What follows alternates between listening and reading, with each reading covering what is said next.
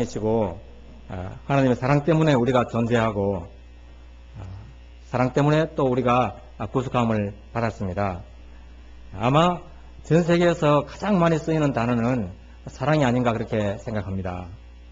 모든 노래의 주제가 사랑이고요. 시도 사랑이고 소설도 책도 심지어 드라마도 거의 대부분의 모든 주제는 사랑입니다. 그래서 사랑이라는 말을 빼면 우리 이 세상은 존재하지 않는다 이렇게 생각합니다. 미국에서는 하루에 한 번 사랑한다 말 안 하면 그 이혼 사유래요.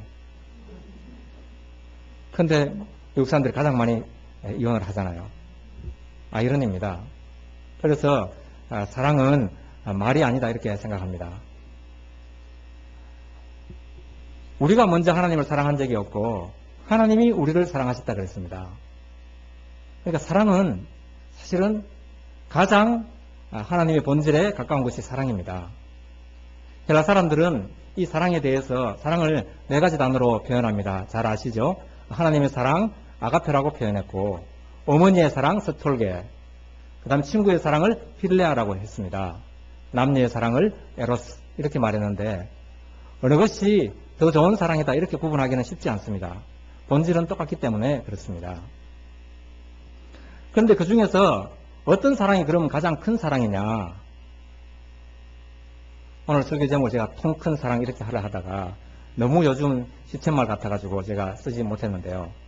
무엇이 가장 큰 사랑이냐? 물론 하나님의 사랑이 가장 큰 사랑입니다. 그렇지만 하나님의 사랑은 우리가 사실 알 수가 없습니다. 하나님 자신을 우리가 인지할 수 없기 때문에 세상에서 그럼 가장 큰 사랑은 무엇이냐 할 때 흔히들 어머니의 사랑보다 더 높은 것은 없다고 이렇게 말하지만 예수님은 그렇게 말씀하지 않았습니다. 예수님은 친구의 사랑이 가장 크다. 특히 친구를 위해서 목숨을 버리는 사랑보다 더 큰 사랑은 없다 이렇게 말씀하셨습니다. 여러분 그렇지 않습니까? 지금 아들만 살아 돌아온다면 나는 죽어도 좋다 이렇게 생각할 부모가 굉장히 많습니다.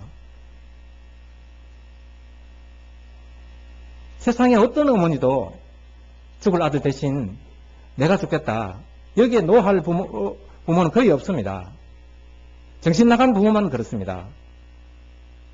컴퓨터에 중독이 되었거나 딴 데 중독된 부모들은 흔히 그렇습니다. 그렇지만 제정신을 가진 부모는 세상에 어떤 부모도 아들을 위하여 모든 것 내어놓습니다.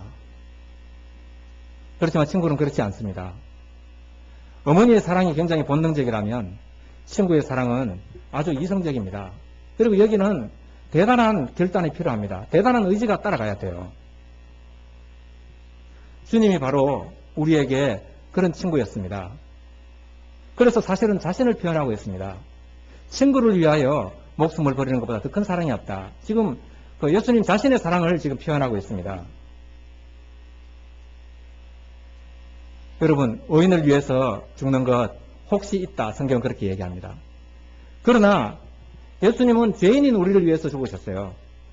우리가 아직 죄인 되었을 때 그리스도께서 우리를 대신하여 죽으심으로 하나님께서 우리에게 대한 자기의 사랑을 확증하셨느니라. 목숨을 내어놓음으로써 사랑을 확증하셨다는 거예요. 그렇게 보면 사랑의 본질은 목숨입니다. 그렇기 때문에 만약에 사랑이 없다면 사랑이 없다는 것은 하나님이 없다는 것을 이야기합니다. 사랑이 없으면 이 세상에 그 어떤 것도 아무 소용이 없습니다. 아무 의미가 없습니다. 아무리 아름다운 자연이 있어도 그 속에 사랑이 없으면 아무것도 아닙니다. 우리가 사랑장이라고 하는 고린도전서 13장은 분명히 말씀하십니다. 내가 사람의 방언과 천사의 말을 할지라도 사랑이 없으면 소리나는 구리와 울리는 꽹과리가 되고 사랑이 없으면 한낱 그냥 울리는 소리에 불과하다는 거예요. 내가 예언하는 지식이 있어 모든 비밀과 모든 지식을 알고 또 산을 옮길 만한 모든 믿음이 있을지라도 산을 옮기는 놀라운 능력이 있는 그런 믿음을 가져도 사랑이 없으면 내가 아무것도 아니요. 내가 내게 있는 모든 것으로 구제하고 또 내 몸을 불살하게 내어줄지라도 내 목숨을 버린다는 거지 않습니까? 그를 대신해서 내 목숨을 버린다 하더라도 사랑이 없으면 내게 아무 유익이 없느니라. 사랑 없이 목숨 버리는 것 그건 개죽음입니다. 아무 유익이 없다고 이야기합니다. 여러분 성경 말씀조차 사랑이 없으면 아무것도 아닙니다. 많은 사람들이 이 사랑 없이 성경을 봅니다. 사랑이신 하나님 없이, 하나님의 사랑 없이 성경을 보면 이 성경책은 그냥 한낱 그 유대인들의 역사책에 불과합니다. 또는 아무리 잘 봐도 그냥 우리가 지켜야 할 윤리 도덕책, 세계에서 가장 훌륭한 윤리 도덕책. 많은 유대인들이 그렇게 봤습니다. 그렇게 보고 이건 지켜야 할 규범이다 이렇게 생각했습니다. 그래서 율법책으로 봤습니다. 예수님은 그걸 굉장히 아주 신랄하게 비판을 하셨습니다. 사랑 없는 주님의 말씀은 그냥 율법에 지나지 않습니다. 왜요? 저자이신 하나님이 사랑이신데 그 저자를 모르고 글자만 보기 때문에 그렇습니다. 여러분 우리가 어떤 책을 볼 때 사실은 책을 보기보다 저자가 누군지를 먼저 봅니다. 대부분은 저자를 보고 책을 삽니다. 그렇지 않습니까? 그런데 그 저자를 모르고 책 문구만 보면 우리는 번번이 오해합니다. 저자라는 것은 그 저자의 삶을 이야기합니다. 저자의 삶은 보지 않고 그 말 하나하나만 보면 분명히 오해합니다. 그래서 반드시 저자를 봐야 됩니다. 하나님은 사랑이시기 때문에 사랑이신 하나님을 모르고 이 성경책을 본다면 우리는 율법주의자가 됩니다. 예수님 당시에 많은 사람들이 그랬습니다. 특히 대제사장들, 율법학자들이 그랬습니다. 사랑을 모르고 성경을 봤습니다. 그러다 보니까 이것은 하나의 율법이 되고 말았습니다. 하나님의 말씀이 아니고 율법이 되고 말았습니다. 주님은 엄청나게 비판을 많이 하셨죠. 그리고 주님 자신도 그 율법을 다 지키지 않으셨어요. 야고보서 2장 10절에 누구든지 온 율법을 지키다가 그 하나라도 범하면 모두 범한 자가 되나니, 그렇게 보면 예수님은 율법을 범하신 분이에요. 많은 율법을 지키셨지만 또 많은 율법을 어기셨어요. 특히 안식일 계명은 여러 차례 범하셨습니다. 그것도 고의로 범하셨어요. 유대인들은 안식일 계명을 가장 큰 계명으로 봅니다. 길이도 봐도 그렇고 안식일 계명, 그것이 인간에게 주신 하나님의 최고의 법이라고 봅니다. 그런데 그 안식일을 어기셨죠. 부정한 사람들과 함께 식사를 했습니다. 그리고 식사할 때 손도 안 씻었습니다. 상당히 많은 것을 범하셨어요. 저는 일부러 그러셨다고 생각합니다. 그럼 왜 일부러 그러셨을까? 제가 그 답을 잘 못 찾았는데요. 얼마 전에 영남대에 계시는 모 교수님이 훌륭한 답을 주셨어요. 왜 예수님이 율법을 어기셨을까? 그것은 예수님이 율법을 어겨야 율법을 범한 다른 사람들을 정죄하지 않는다는 거예요. 내가 남을 정죄한다. 그것은 나는 율법을 다 지키고 있다는 말과 똑같습니다. 주님은 그 누구도 정죄하지 않았습니다. 심지어 초막절 끝나는 날 많은 사람들이 그 율법학자들과 대제사장들, 바리새인들이 보낸 사람들이었습니다. 예수님 앞에 간음하다가 현장에서 붙들린 여자를 붙들고 왔습니다. 예수님께 묻습니다. 선생이요, 모세는, 지금 성경을 이야기합니다. 모세는 간음한 여자를 돌로 쳐 죽이라고 하는데 당신은 어떻게 할 것입니까? 물었습니다. 예수님은 지금 이중적인 그 난관에 빠졌습니다. 돌로 쳐 죽이면 안 된다 이렇게 말하면 율법을 범하는 거예요. 안 하는 것도, 성경이 하라는 걸 안 하는 것도 율법을 범하는 겁니다. 여러분 가늠한 여자를 보고 돌로 지금도 안 치면 여러분 율법을 범한 거예요.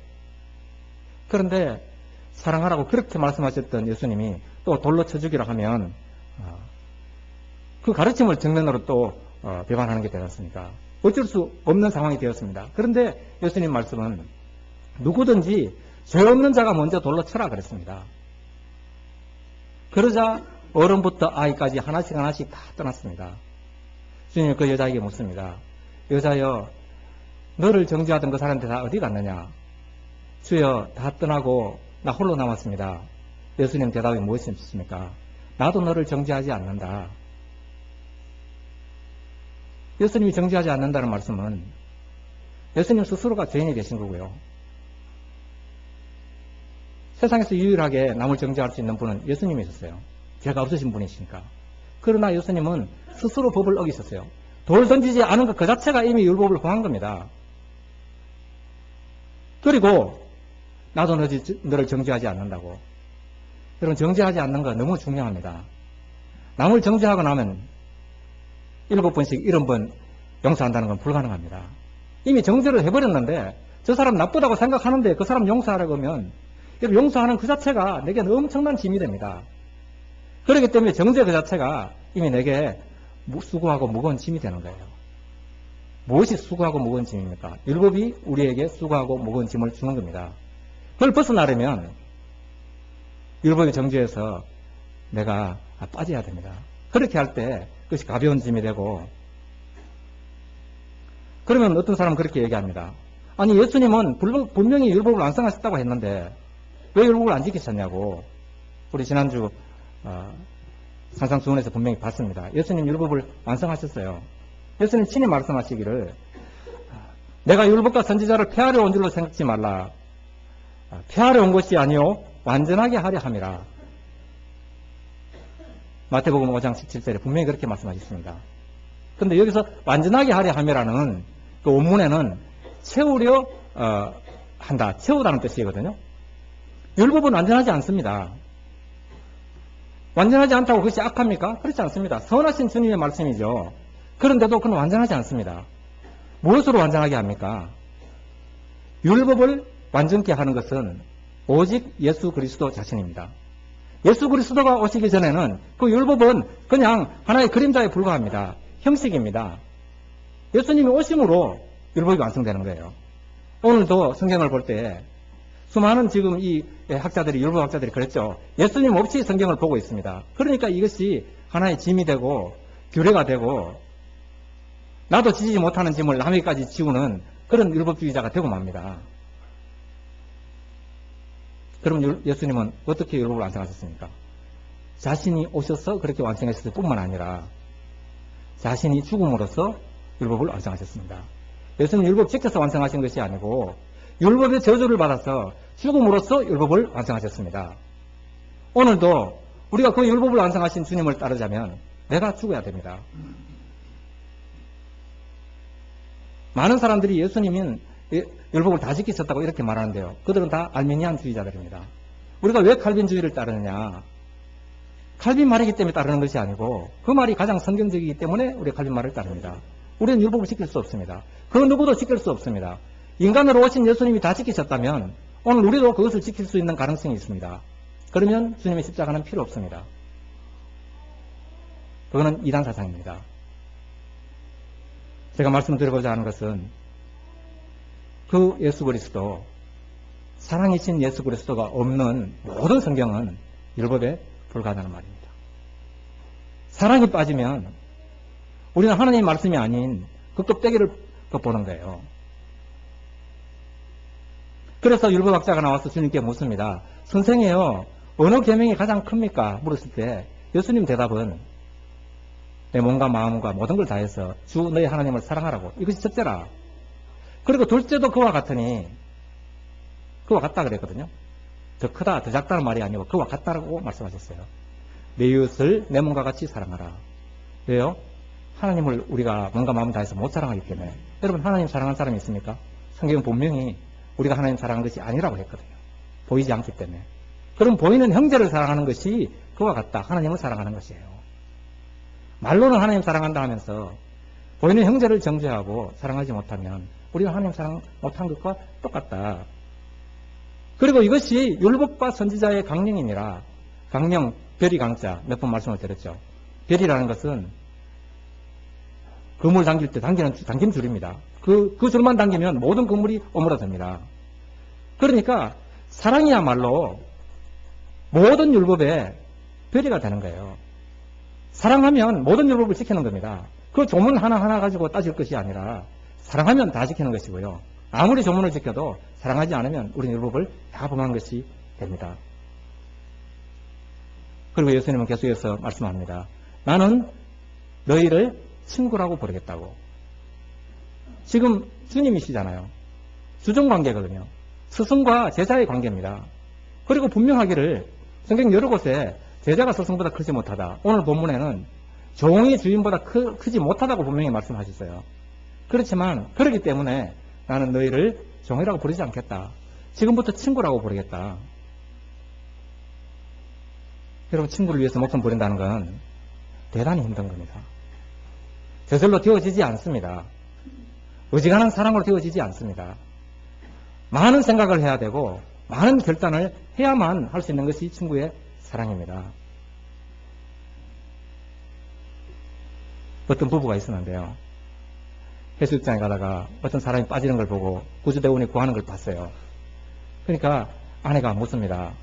여보, 당신 만약에 당신 어머니하고 나하고 둘 다 물에 빠지면 누구를 먼저 구할래 하니까 스스럼 없이 당연히 우리 어머니부터 구해야지 이랬어요. 그 아들은 효자거든요. 부인이 좀 섭섭했어요. 그래서 어머니니까 맞겠다. 근데 우리 아들들이 많은데 이 세 아들 있는데 그럼 아들 하나하고 나하고 빠지면 어떻게 할까 모르니까 당연히 아들을 먼저 구해야지 이렇게 된 거예요. 아니 셋이나 있는 아들이라도 아들을 먼저 구하겠다는 거예요. 이 말을 듣고 집에 돌아와가지고 농담이었던 것 같은데 생각하면 생각할수록 분하고 원통해가지고요. 그날로 이 병이 왔어요. 병이 와가지고 상담하러 갔습니다. 상담하는 그 신경과 의사가 이야기가 그 참 이해가 되지 않는다. 나 같으면 너무 쉬운 방법을 택하겠습니다. 그거 생각하지 말고 빨리 수영을 배우세요. 이렇게 얘기했다는 거예요. 아, 수영을 배우면 되지. 농담이지만요. 대부분 사람들은 그렇게 할 가능성이 많습니다. 어머니를 먼저 구하고 자녀를 먼저 구합니다. 아내 먼저 구하기가 쉽지 않을 걸로 저는 생각합니다. 왜 그렇습니까? 어머니의 피가 내 몸속에 흐르잖아요. 내 핏줄이잖아요. 부부는 남이라는 이야기를 합니다. 남이라는 이야기는 다른 말로 하면 친구라는 이야기예요. 핏줄이 아니에요. 친구의 사랑은 친구를 위해서 목숨 버리는 건 굉장히 어렵습니다. 평소에 굉장히 많이 생각해야 되고요. 굉장한 의지가 필요합니다. 그래서 성경은 친구를 위해서 목숨 버리는 주님을 이야기합니다. 교회와 주님의 관계가 그렇습니다. 신부와 신랑의 관계 아닙니까? 첫 아담이 실패했어요. 첫 아담은 그 선악과를 따먹고 죽을 수밖에 없는 그 하와를 위해서 대신 죽어야 되는데 죽지 않았습니다. 그래서 완전 범죄가 되어버렸습니다.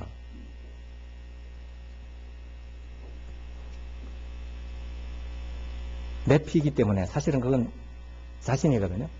자아실현입니다. 저는 이 우상숭배와 하나님을 사랑하는 그 신앙과의 차이를 이렇게 이야기하고 싶습니다. 우상이라는 건 무엇입니까? 우상은 첫째, 내가 만듭니다. 내가 만들어 놓고 내가 거기에 묶여버려요. 그게 우상입니다. 성경 말씀을 봐도 하나님의 사랑을 보지 않고 내가 다 해석해가지고 내가 거기에 묶여버립니다. 우상입니다. 신앙은 그렇지 않습니다. 신앙은 내가 만들지 않습니다. 믿음도 하나님이 주시고요. 자녀도 자칫 잘못하면 우상이 됩니다. 어떻게 우상이 됩니까? 내 자아 실현을 자녀를 통해서 하려 하거든요. 자녀를 가만히 두고 자녀가 자녀대로 살도록 두면 괜찮은데 자녀를 내 생각대로, 내 방식대로, 내 가치관대로 이끌어가는 것 우상입니다.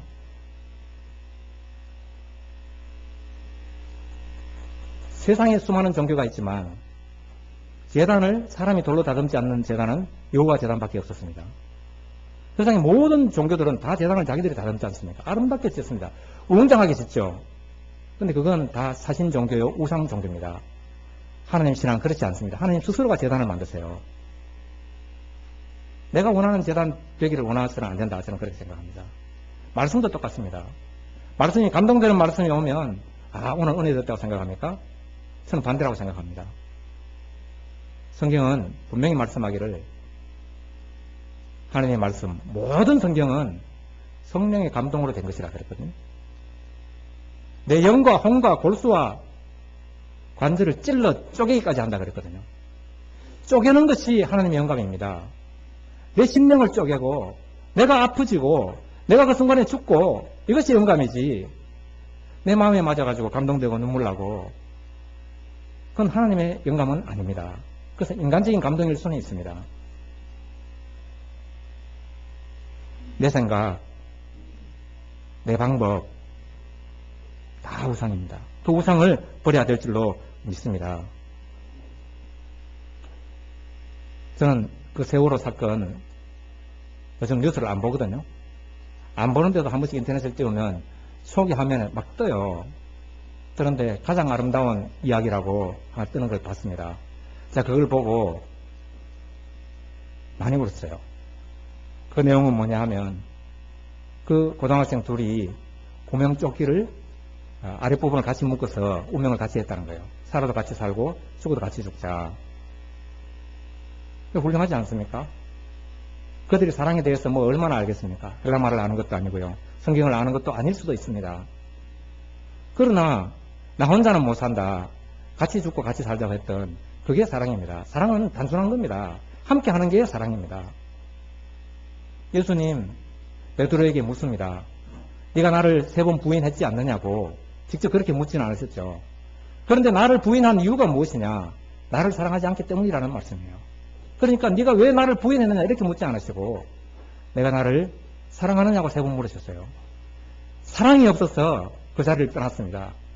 자기 스승, 자기를 위해서 목숨을 버릴 그 주님이 가장 힘든 그 시간에 그는 스승을 떠났습니다. 왜요? 사랑이 없기 때문에 그렇습니다. 여러분, 사랑이 모든 것입니다. 무엇이 옳냐, 옳지 않냐 별로 중요하지 않습니다. 사랑이 있으면 그것이 모든 것이라고 믿습니다. 말씀을 맺겠습니다. 사랑 없는 율법 때문에 내가 짐을 집니다. 그 짐은 사실은 내가 만드는 거예요. 그리고 남에게까지 그 짐을 지웁니다. 우상숭배의 최고봉은 자기 실현이에요. 바벨탑 사건이 그렇습니다. 자기 실현입니다. 자기 이름을 내고 내 뜻대로 만들고 나를 떠나서는 아무것도 안 되는 것처럼 생각하고 다 우상입니다. 그것이 아니고 진짜 신앙은 내가 죽는 것입니다. 주님이 율법의 저주를 받아서 죽으심으로써 율법을 완성하셨던 것처럼 우리도 이 하나님 말씀 앞에서 그리스도와 함께 십자가에 못 박히고 죽으면 그것으로 수많은 열매를 맺습니다. 오늘도 많은 열매를 맺는다 했습니다. 그 열매는 사랑의 열매입니다. 내가 죽고 내가 사라지면 하나님의 놀라운 역사가 우리에게 나타날 줄로 믿습니다. 우리 교회에 뿐만 아니라 우리 모든 가정에 우리는 믿음으로 구원 얻는다고 말은 하지만 실생활에서는 얼마나 알미니안주의로 사는지 모릅니다. 그렇게 살지 말고 그냥 내가 죽고 나면 내가 없어지고 나면 그 순간에 내 이름이 사라지는 그곳에 하나님의 이름이 거룩히 여김을 받는 영광 그 열매들이 오리라고 믿습니다. 우리 교회 그런 교회 될 줄로 믿습니다. 다 일어나셔서